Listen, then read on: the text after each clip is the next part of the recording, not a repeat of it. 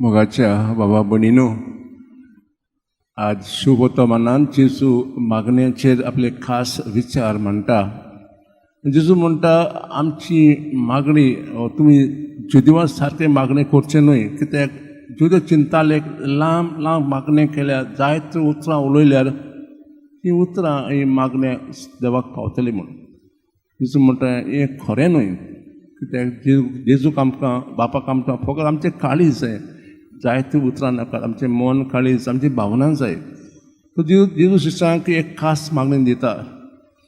जुदयाच्या वेळार जोन एक धर्मगुरू आपल्या शिश्यांक तांच्या शिश्यांक एक खास मागणी दितालो. जशें जोन बाप्तिस्तान आपल्या शिश्यांक मागणें दिलें, तशें जेजू शिश्यांक एक खास मागणें दिता. तें म्हणजे आमचे बापा. ह्या मागण्यांत दोन भाग आसात. पयल्या भागांत आमी बापाक दिनवासता, बापाचे वाखाणी करता, बापाक मान उणो दिता, कित्याक बाप आसल्यार जेजू आसा, पवित्र आत्मा आसा आनी आमी आसात. तर बापाक आमी दिनवासता आनी तशेंच आमी बापाचें एके भाशेन राज ह्या संवसारांत येवंक मागता.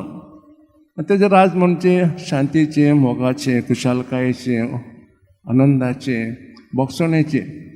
जेन्ना आमी आमच्या कुटुंबांत संस्थेंत दुसऱ्यांक बक्षिता, मोग दाखयता, आपोवप दाखयता, तेन्ना एके भाशेन देवाचें राज आमच्या काळजांत आनी आमच्या कुटुंबाक येता. सो पयलो भाग म्हणजे देवाक बापाक वाखाणी दिवप. दुसऱ्या भागान आमी आमच्यो गरज्यो आसात त्या पासत मागता.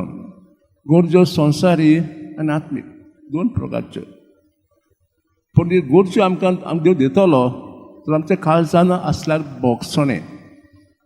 तर रागान आमी देवाची घरांत आयल्यार, तर आमच्या काळजांत कोणाचो द्वेश आहा जाल्यार आमी मागल्यार देव आमकां आमची मागणी आयकोचो ना. तर आमी सदांच दुसऱ्यांक भोगसूंक जाय अशें जेजू आमकां सांगता. तर ही मागणी आमी सदांच करता, दिसा पेटून करता, वेगवेगळ्या जाग्यार आमी मागणी करता, घरा संस्थेन मागणी करता. तो आज खास आमी ह्या मागणे चिंतान विचार करुया आनी आमचो खोल अर्थ आमकां मेळूंक आज आमी ह्या खास दिसा भेटेंत देवा लागीं मागुया.